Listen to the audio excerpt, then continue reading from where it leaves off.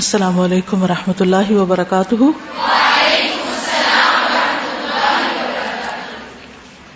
نحمده ونصلي على رسوله الكريم اما بعد فاعوذ بالله من الشيطان الرجيم. بسم الله الرحمن الرحيم. رب اشرح لي صدري ويسر لي امري واحلل عقدة من لساني يفقهوا قولي. یہ بتائیے کہ کل سے استغفار کا کوئی پیٹرن آپ نے بنایا یا کوئی طریقہ، کوئی ٹپ آپ نے اپنے لیے رکھی ہو؟ ویری گڈ، شاباش. انہوں نے اپنے بیڈ کے ساتھ 3-4 دعائیں لکھ کے لگا دی ہیں تاکہ سوتے وقت وہ پڑھیں.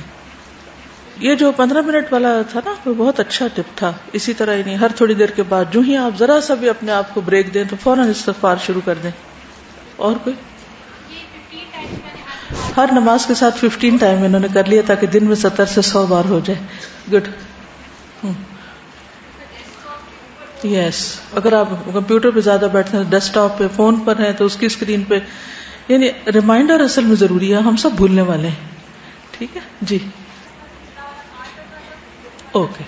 الحمدللہ انہوں نے استغفر اللہ والا کارڈ بھی ساتھ رکھ لیا.